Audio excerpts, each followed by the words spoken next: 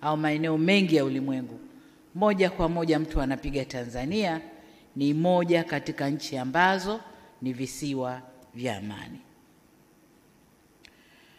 Sifa hii ndio utambulisho wa nchi yetu hii ya kwanza duniani, pamoja na hulka yetu ya upole na ukarimu.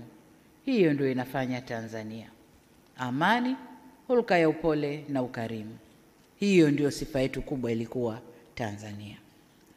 Amani na umoja na utu wetu ndiyo vilitutambulisha siku zote.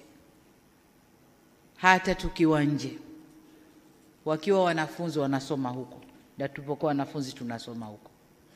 Ukijisema Mtanzania ndani ya ukumbi, kuna Mtanzania atakuja kukufuata bila kujali umetoka wapi, dini yako nini, kabila lako gani. Anakuja kukufuata, mnachapa Kiswahili chenu, mnaendelea na udugu unaanza hapo. Hiyo ndio sifa yetu.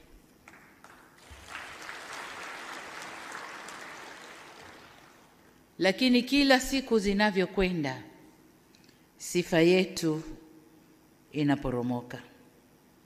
Wengi wasioitakia mema nchi yetu wanakereka na tambo zetu hizo za kwamba Watanzania sisi tuna umoja, tunakupendana, na popote tunapokutana la kwanza ni